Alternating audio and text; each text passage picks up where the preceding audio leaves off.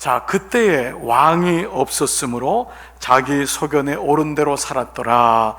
이 사사기 시대 아무도 찾지 않는 베냐민의 한 촌이었던 기브아에서, 그것도 한밤중에 일어났던 한 레위인 첩의 살인 사건이 동족 간의 전쟁으로 확산될 줄 아무도 몰랐습니다. 한밤중에 일어난 사건, 그냥 묻힐 수도 있는 사건이 동족의 전쟁이 됩니다. 온 인류의 구원을 위해서 12지파를 세웠고, 그 12지파의 마지막 이 베냐민 지파가 장정 600명만 남는 멸절을 눈앞에 목도하게 되죠.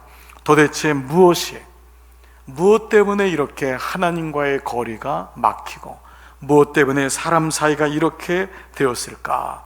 우리는 지난주 1:1 제자 양육을 통하여 교제, 펠로우십이라는 단어에 대해서 말씀을 나누면서 하나님과의 교제, 사람과의 교제, 이건 무엇이 가능한가에 대한 말씀을 같이 나눴습니다.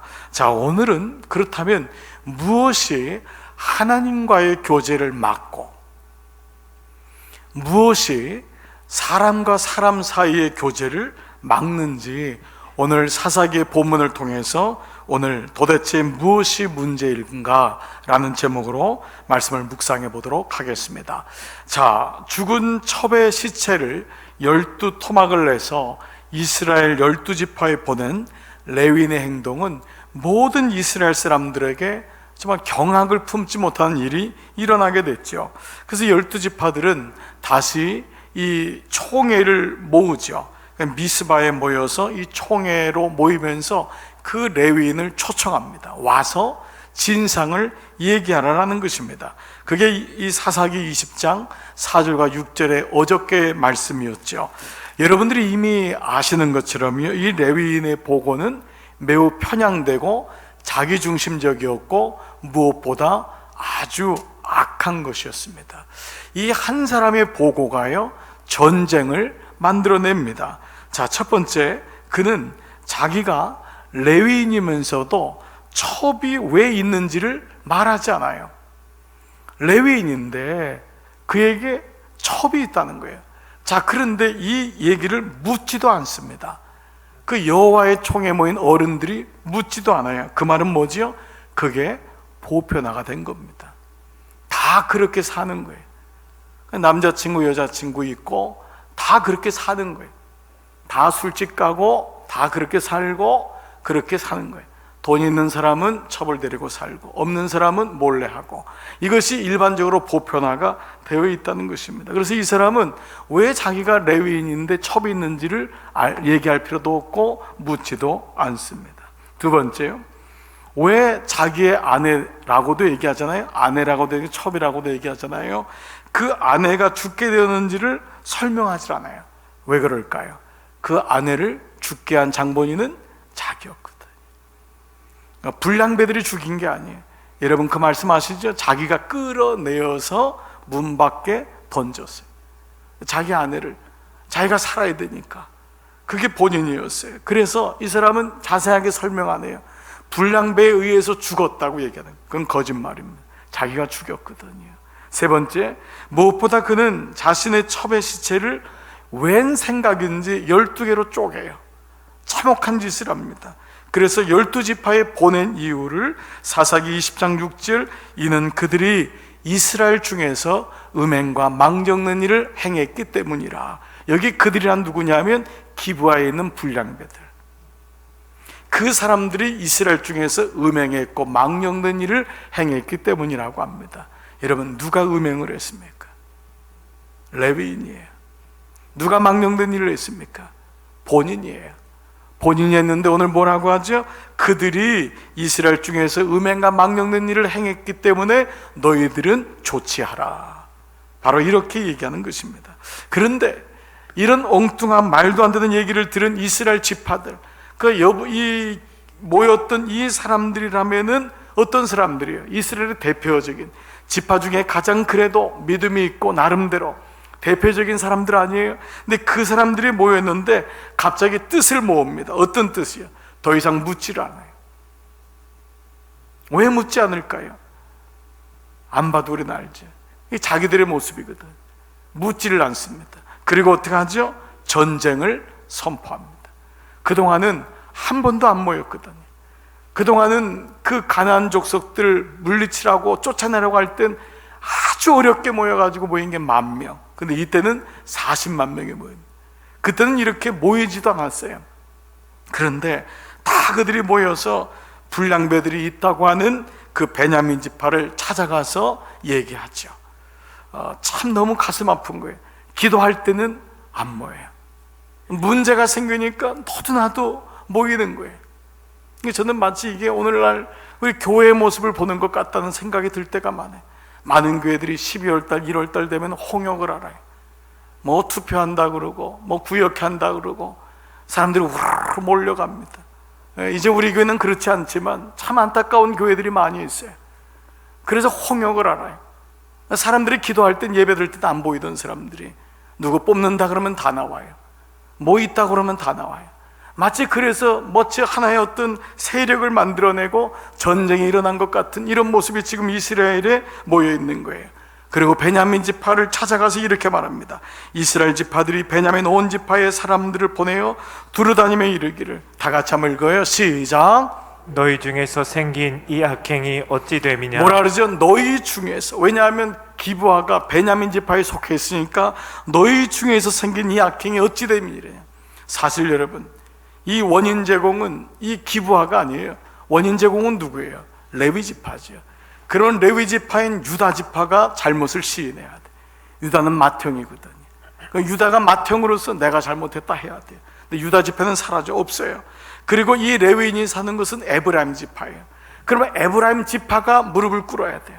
근데 지금 막내인 베냐민 지파에게 가서 너희들 중에 불량배가, 이 사람들도 사실 어찌 보면 불량배라는 것은요, 그 당시 이 벨리에스를 섬기는 사람들, 완전히 이방민족인지도 몰라요. 그런데 하여간 누군가 하나를 올려야 되거든. 그래서 벨리알을 섬기는 그 불량배들이 바로 베냐민 지파에 있다고 하는 이유를 가지고 베냐민 지파를 얘기하죠. 베냐민 지파도 자기만 당할 수가 없어요. 그래서 왜 나한테만 그러느냐, 총회를 향해서 반기를 듭니다. 어떤 일이 있었죠? 그때에 왕이 없으므로, 기준이 없는 거예요. 총회 어른들이 다 모였는데 이 레위 지파 레위인 하나를 치리를 못해요. 얘기를 못하는 거예요. 그래서 바로 이 사실을 우리에게 주는 게 있어요. 그들은 어떤 것을 판단하고 결정하는 기준이 사라진 거예요. 첫 번째, 왜 하나님과 우리 사이가 막혔는가? 왜 사랑과 사이에 막혔는가? 바로 하나님 말씀의 상실이라고 합니다. 하나님 말씀이 잃어버린 거예요. 기준이 없어진 거예요. 그래서 기준이 사라졌을 때 오는 게 뭐냐 하면 왜곡된 시각과 해석이에요. 자기 경험, 자기가 아는 것, 그냥 몇 개 들은 것, 몇 개 아는 걸로 그걸로 결정을 할 때가 많이 있습니다. 자기의 경험, 자기의 생각이 전부라고 생각해요. 이것이 왜곡된 것입니다. 사실 이것은 옳지 않습니다. 여러분, 우리가 누군가를 향하여, 아니면 어떤 자녀들을 향하여, 아이고 왜 저렇게 애를 키웠어, 아이고 오죽했으면 저래. 그런데 여러분, 그 얘기가 참 허전한 거는 그 얘기를 한 다음에 돌아와서 내 자식을 보니 할 얘기가 없는 거예요. 고울에 젖은 내 모습 보니까 너 나 잘 살아야 되는데 언제까지 이런 얘기 저런 얘기 휘둘려서 살아가고 있는가. 내 모습을 보게 되는 거, 왜곡된 눈이에요. 자기 소견대로 살았다는 NIV 성경에 보니까요, in his own eyes, 그 자기의 눈으로 보는 거예요. in his own eyes, 자기의 눈. 이것이 만약 in God's eyes, 하나님의 눈으로라면, in world eye, 하나님 말씀의 눈이었다면 얼마나 좋겠어요. in his own eye, 내 눈, 내가 보았던 눈으로 그렇게 보았던 것입니다. 나에게는 무엇이 기준이 되고 있는가? 나의 자녀 교육에는 무엇이 기준이 되고 있는가? 우리 부부 사이를 묶고 있는 기준은 무엇인가? 우리 교회에 흐르고 있는 가장 중요한 가치, 가장 중요한 메시지는 무엇인가? 많은 교회들이 있지만 교제로 그저 좋으니까 모이는 교회도 있고, 교회가 여러 가지 일을 많이 하니까 그것 때문에 모이는 교회도 있고, 다 좋아요. 사회봉사도 하고 교육도 하고 구제도 해야 돼요.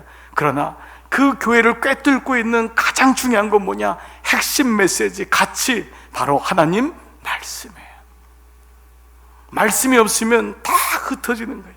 한 주간 내내 그 말씀, 같은 말씀을 가지고 할아버지로부터 손주까지, 손녀까지 모든 사람들이 말씀으로 있을 때, 노년도 젊은이도 어린아이도 그 모든 사람들이 흩어져 있지만 하나님 말씀이 그 핵심 가치가 그 안에 있을 때, 교회는, 하나님과의 사이는 멀어지지 아니하고, 교회와 교회, 교인과 교인을 결국 묶고 있는 것도 한순간에 몇 번의 식사, 몇 번의 환담, 몇 번의 취미생활 같이 하는 것은 가능할지 모르지만 여러분, 그건 오래가지 않습니다.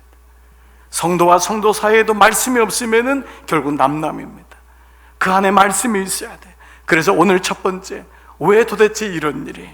말씀의 상실, 하나님 말씀이 잃어버렸을 때 그때는 모르지만 서서히 금이 가기 시작하고 균열이 가기 시작하고 어느 날 결국은 삼풍백화점처럼 무너지는 것입니다. 괜히 무너지는 것이 아님을 오늘 다시 말씀을 통해 보게 돼요. 두 번째, 왜 이런 일이 일어났을까요? 왜 하나님 사이가 이렇게 되었을까요? 왜 동족끼리 칼을 들이대고 있을까요?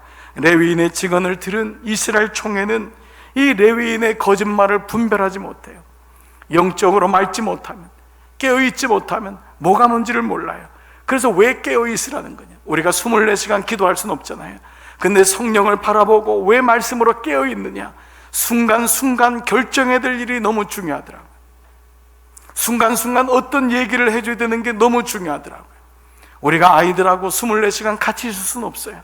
그러나 그 순간에 아내 된 자가, 남편 된 자가 분별력이 없으면 우리는 결국 끌려가게 되고 결정을 하지 못하고 야단도 못 치고 치리도 못하는 일이 일어납니다.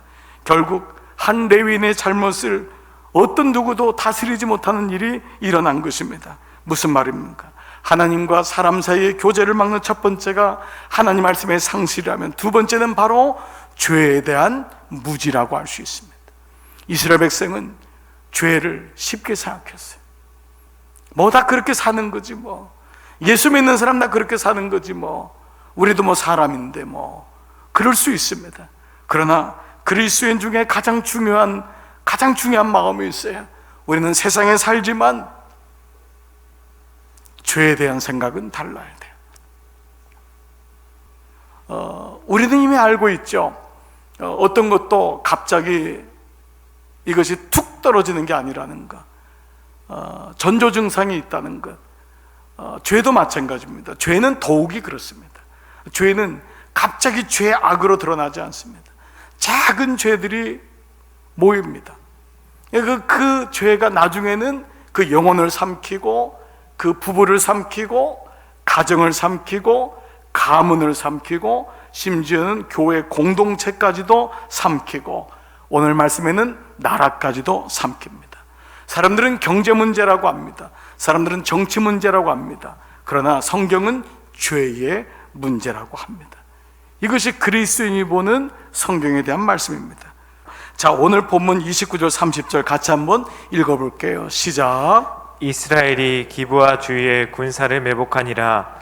이스라엘 자손이 셋째 날에 베냐민 자손을 치러 올라가서. 자, 이 말씀만 보면은 오늘 처음 읽으시는 분은 이게 뭐지라고 하는데, 제가 전후 배경을 말씀드렸던 이유입니다. 셋째 날이라는 것은 세 번째 공격을 했다는 것입니다. 첫날에는 이스라엘 지파가 40만 명이 올라갔고, 베냐민 지파는 거기 비하면 몇 명 안 돼요. 그런데 어떻게 하죠? 2만 2천 명이 죽어요. 이스라엘 총회가. 말도 안 되잖아요. 그리고 둘째 날 갔더니 18,000명이 죽습니다. 그런데 이 과정에서 하나님이 우리에게 꼭 말씀해주고 싶어하는 일이 있습니다. 도대체 무슨 일인가? 도대체 어떻게 되는가를 이 과정을 통해 말씀하십니다. 자, 첫날 첫 번째 전쟁을 한번 봐보세요. 사사기 20장 18절 시작. 이스라엘 자손이 일어나 베델에 올라가서 하나님께 여쭈어 이르되 우리 중에 누가 먼저 올라가서 베냐민 지파와 싸우리니까. 자, 여기 보시면 여러분 좀 보면은 하나님께 여쭈, 이 사람들이 여쭈었네. 근데 여러분 이 전반적인 배경을 보면 이것은 그저 요식행위입니다. 전쟁에 나갈 때 하는 요식행위가 있었거든요. 나름대로 그냥 하나님께만 물어보는 거예요. 그런데 어쨌든 간에 가서 22,000명이 젊은 보병들이 칼을 뺀 자녀들이 다 죽어요. 자, 둘째 날 전쟁이 일어납니다. 24절 같이 시작. 이스라엘 자손이 올라가 여호와 앞에서 저물도록 울며 여호와께 여쭈어 이르되 내가 다시 나아가서 내 형제 베냐민 자손과 싸우리까 하니. 자, 첫 번째서 22,000명 아이들이 자녀들이 죽으니까 정신이 번쩍 돌아왔나 봐요. 그래서 두 번째는 여호와 앞에서 울었어요. 그리고 또 여쭙니다. 근데 18,000명이 죽어요. 또 대패를 한 거예요. 도대체 이게 무슨 의미를, 뭐를 말씀하시는 걸까요? 간단하게 얘기하십니다. 죄에 대한 대가입니다. 하나님은 죄에 대한 대가를 치르기를 원하세요. 참 이게 힘든 말인데, 하나님이 무조건 다 용서하시고 무조건 다 아무 일도 없다는 듯이 우리 부모와 같으시면 얼마나 좋으련만, 하나님은 사랑의 하나님이시지만 하나님은 동시에 공의의 하나님, 심판의 하나님이에요. 하나님은 매를 드세요. 가차없이 매를 드세요. 하나님이 지금 누구의 편이냐? 너희들이 나한테 여쭈어서 뭐 어떻게 하겠다는 거냐? 니들이 죄 짓고 니들이 가서 싸우면서 베냐민 죽이겠다고 하는데 내가 누구 편을 들랴? 이 말은 뭐냐? 너희들 모두가 똑같다라는 거예요. 베냐민만 죽는 게 아니라 너희들도 죽어야 된다. 하나님 말씀이 사라져서 왜곡된 시각과 잘못된 해석을 가지고 그 가운데 특별히 갖게 되는 죄의 무지는 죄의 대가로 가게 돼요. 죄는 반드시 값을 치릅니다. 이 얘기는 강단에서 이 말씀을 하는 저도 불편한 말씀이에요. 저 스스로에게 주는 말씀이기 때문에 저에게도 이 말씀은 대단히 어려운 말씀이고 하고 싶지 않은 말씀이에요. 그러나 만약 제가 여러분에게 하나님은 사랑이시기 때문에 여러분이 어떤 죄를 지어도 다 덮으시고 다 용서하시고 여러분은 평안한 길로 갈 것입니다 라고 한다면, 마치 미가의 집에 있는 제사장이 단지파가 잘못된 길을 감에도 불구하고 여러분은 걱정하지 마시고 평안히 가십시오, 너희가 가는 길은 여호와 앞에 있느니라 라고 하는 거짓 복음을 얘기하는 것과 마찬가지입니다. 죄에는 반드시 대가가 따른다는 것입니다. 그래서 죄를 두려워하는 거예요. 그런데 여기서 끝나지 않습니다. 이런 죄 가운데 필요한 것이 있습니다. 이런 죄 가운데 하나님이 우리에게 기회를 주시고 다시 구원의 길을 여시는 것이 있습니다. 그것이 바로 돌아봄과 돌아섬이라고 하는 단어입니다. 돌아봄, 돌아섬 있는 것입니다. 돌아봄은 너희의 그 잘못이 없다고 하는 그 마음, 너가 의롭다고 하는 마음, 내가 무슨 큰 죄를 졌나요? 다들 그렇게 사는데요 라고 했던 혹 완악한 마음이 있다면 그를 돌아봐야지만, 그리고 그런 행동으로부터 돌아서야지만이 구원의 길이 있음을 보여주고 있어요. 그래서 막다른 골목에 몰린 이스라엘 백성의 모습을 오늘 세 번째 전쟁에서 보여줍니다. 그 세 번째 전쟁, 이사야 사사기 20장 26절, 이에 온 이스라엘 자손 모든 백성이, 어른들만이 아니고 젊은이들만 아니고 모든 백성이 베델로 올라가. 베델은 뭐죠? 야곱이 하나님 앞에 서원을 하고 딸 디나가 강간당했을 때 하나님 앞에 무릎을 꿇고 처절하게 회개했던 데가 베델이에요. 그래서 그 부자였던 베델이, 그 야곱이 베델로 올라가자. 그 베델로 모든 이스라엘 백성들이 올라가 울며 거기서 여호와 앞에 앉아서, 이 단어가 얼마나 오래간만에 나온 단어예요. 여호와 앞에 앉아서, 여호와께 묻기는 했지만 여호와 앞에 앉아서, 부모 앞에 앉아서 자녀가 마치 여호와 앞에 앉아서 그 날이 저물도록 금식하며, 병사들은 밥을 안 먹으면 어떻게 싸워요? 그러나 이제 알았던 거예요. 이거는 밥 먹고 나가서 칼을 휘두르는 전쟁이 아니라 하나님 앞에 나와서 내 죄값을 치르고 죄에 대한 용서를 구하는 것이 살 일이구나. 그리고 번제와 화목제, 번제는 자기를 죽이는 게 번제예요. 화목제는 사람하고 하나님하고의 관계가 깨졌을 때 드리는 게 화목제. 번제와 화목제를 드리고, 바로 이 26절에 소망의 빛이 있는 거예요. 문제가 있죠. 우리들 삶에 어려운 일이 있죠. 여러분 억울한 일이 있을 거예요. 여러분 중에는 목사님 왜 나에게 이런 일이 있는지 모르겠어요. 맞아요. 정말 알다가도 모를 일도 많고 내 육신에, 내 몸에, 내 자녀에게 왜 이런 일이 있었는지 몰라요. 우리 입장을 다 얘기하고 싶을 때도 많고 여러분 누군가에게 책임 전가하고 싶은 마음이 굴뚝 같을 거예요. 그런데 하나님 말씀을 가진 자, 죄에 대해서 조금 알게 되고 하나님을 알게 되는 자는 그 모든 것을 정지하고 하나님 앞에 나가는 거예요. 하나님 앞에 나가는 거예요. 그리고 하나님 앞에 조물도록 금식하는 거예요. 그리고 자기를 죽이는 거예요. 그리고 하나님 앞에 제물로 주님 내가 죽습니다, 이거를 가리켜서 성경은 회개라고 하는 거예요. 회개. 이게 회개입니다. 여호와 앞에 앉아 날이 저물도록 금식하고 나를 죽이고 그 사람과 나의 사이에 있었던 그 담을 허는 마음, 그것을 회개. 하나님은 이 사사기 백성, 하나님 말씀을 잃어버리고 자기 소견대로 살고 죄에 대해서 무서워하지 않고 두려워하지 않는 그들에게 다시금 소망의 메시지를 던지고 있는 거예요. 결론적인 말씀을 드리고 싶어요. 무엇이 여러분과 하나님 사이를 막았습니까? 어떤 사건 때문인가요? 어떤 일 때문인가요? 그것 때문에 섭섭한 일이 있었나요? 도무지 이해가 안 돼서 너무 하나님 어디 계신가요? 여러분 그럴 때가 많잖아요. 그런데 여러분 성경은 이렇게 말해요.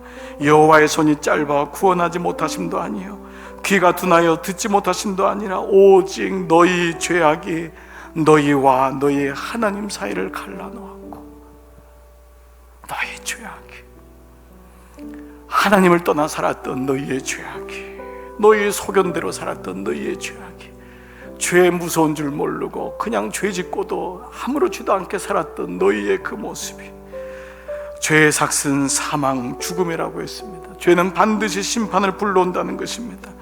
근데 사람들은 죄 짓는 것을 별로 대수롭지 생각하지 않죠. 저부터가 그렇죠. 왜 그럴까요? 그 시간에는 아무 일이 일어나지 않기 때문에. 그래서 하나님 모르는 사람들이 하는 말이, 하나님 살아계시면 나한테 얘기해 보라 그래. 내가 이렇게 죄 져도 난 멀쩡하잖아, 아무렇지도 않잖아. 그런데 여러분, 하나님이 모르셔서 그냥 놔두시는 걸까요? 그냥 모르시기 때문에 그냥 아무 일도 일어나지 않는 걸까요? 혹시 여러분 그런 생각 안 들으셨어요? 다시 한번 회개할 시간을 주기 위해서, 다시 한번 돌아오기 위해서. 나 같았으면 100번을 죽였을 텐데 하나님이시니까 또 용서해주고 또 기회를 주고, 주님의 은혜로 사랑받고 모든 것이 잘 돼서 형통한 것이 복음이 아니라 레위인과 같은 나, 환대한다고 자기 딸을 내어드리는 무분별한 노인 같은 나, 죄에 대해서 반응하지도 아파하지도 않는 이스라엘 사람들과 같은 나, 레위인과 같이 음란한 마음을 가지고 살아가는 나, 베냐민 지파같이 자기 생각으로만 가득 차서 불순종한 나, 그 나를 하나님이 오늘 예배로 다시 부르시는구나. 그래서 아프지만은 이 아픔을 통과해서 주님 앞에 가게 하시는구나. 무르친 개가 당시에는 즐거워 보이지 않고 슬퍼 보이나 후에 그로 말미암아 연단 받은 자들은 의와 평강의 열매, 이것이 하나님 앞에 나가는 자의 진짜 기쁨입니다. 의와 평강. 하나님 감사해요. 감사해요. 오라 우리가 여호와께로 돌아가자. 여호와께서 우리를 찢으셨으나 도로 낫게 하실 것이요 우리를 치셨으나 싸매어 주실 것이요. 우리를 찢으셨으나 도로 낫게 하실 것이요 우리를 치셨으나 싸매어 주실 것이요. 이것이 완벽한 복음인 것입니다. 사랑하는 여러분, 도대체 무엇이 문제입니까? 오늘 사사기에 있는 말씀이 나의 말씀이 되어 매일 새벽마다 그 말씀이 묵상되고 한 주간 동안에 그 말씀이 오늘 주일 다시 선포될 때에 오늘 이 말씀을 가지고 다시 나를 돌아보고 하나님 앞에 더 가까이 가시는 여러분 모두 되시기를 주의 이름으로 축복합니다. 아멘.